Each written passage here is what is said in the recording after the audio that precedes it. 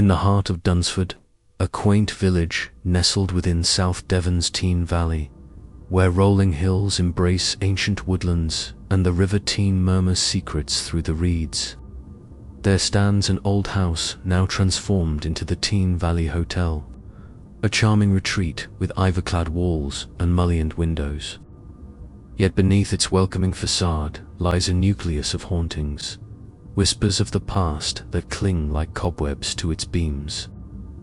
At the close of the 19th century, a man riding past the house glimpsed a spectral scene, a backyard lit as if by daylight, filled with ghostly children playing and running about, one crying out in a haunting echo, "You can't catch me. You can't catch me." A fleeting moment of joy turned to sorrow, replayed endlessly in the shadows of Dunsford.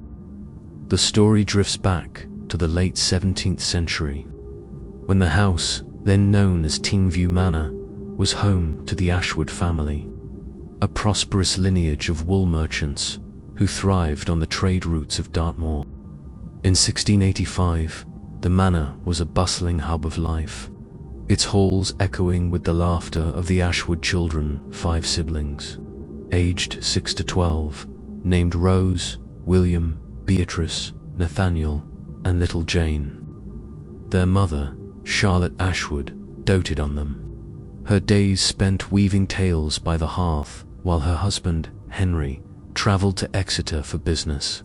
The children adored the backyard, a wide expanse of cobbled stone and wildflowers behind the house, where they chased each other in endless games of tag beneath the summer sun, their voices carrying up the hill to the woods beyond.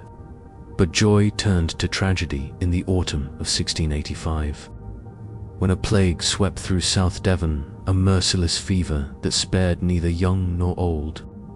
Charlotte barricaded her children in the manor, hoping to shield them, but the sickness seeped through the cracks like smoke. One by one, the Ashwood children fell ill, first Beatrice, then Nathaniel, followed by Jane, William, and finally Rose, their laughter replaced by fevered cries, their small bodies burning beneath their mother's desperate hands. Within a fortnight, all 5 were gone, buried in a single grave in St. Mary's churchyard in Dunsford, their mother's wails echoing through the village as she laid them to rest.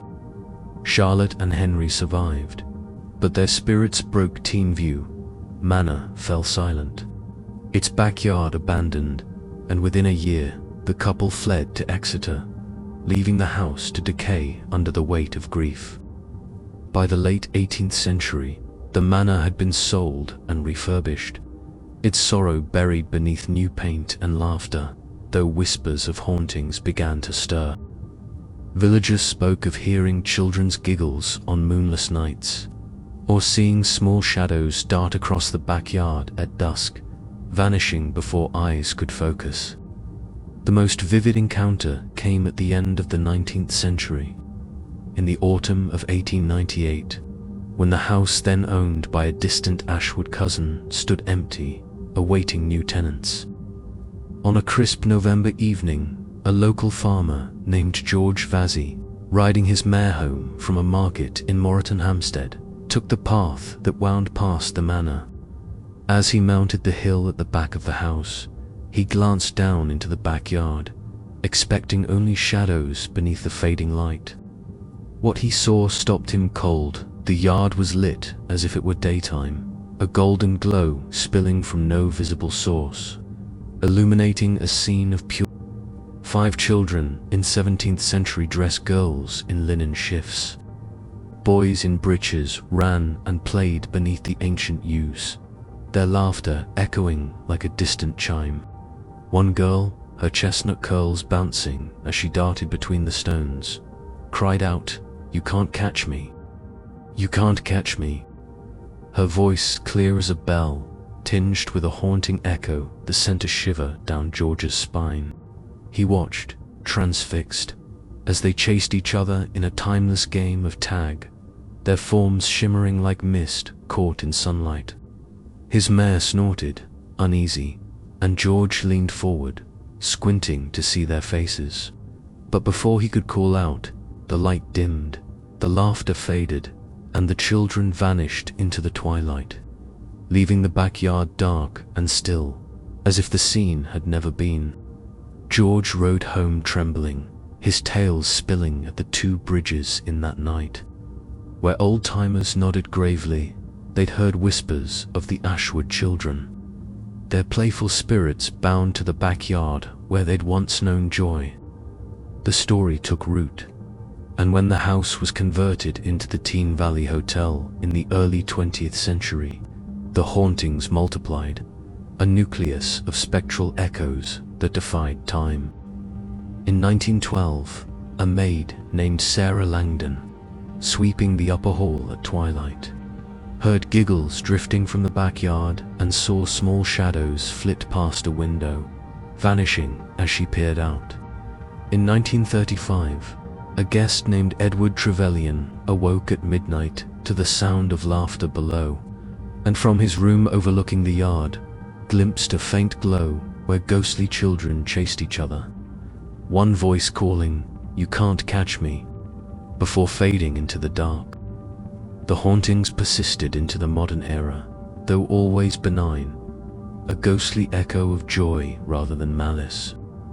In 1953, a hotel porter named Mary Caldwell, locking up at midnight, heard the giggles again and peeked into the backyard to see the glowing scene, 5 children playing, their laughter hauntingly pure, vanishing as the clock struck 1. In 1979, a historian named William Langdon, staying at the hotel while researching Dartmoor folklore, recorded the sounds on a tape deck. Faint giggles and a child's taunt, "You can't catch me." Though the tape crackled with static when played back, the voices fading like a dream. Today, the Teign Valley Hotel thrives in Dunsford, its rooms warmed by log fires, its garden a haven for guests, though the backyard remains a place of whispered reverence after dark. On autumn nights, when the air crispens and the eaves cast long shadows, some claim to hear faint giggles or glimpse a golden glow where the ghostly children play, their laughter echoing through centuries. The words "You can't catch me" linger on the wind, a haunting refrain from the Ashwood siblings, bound to the yard where they once ran free. Their joy a spectral echo in Dunsford's quiet nights, a reminder that even in tragedy, innocence endures. Many thanks for treading this tale's dark path. If its chill gripped you, like, follow, subscribe, and comment below.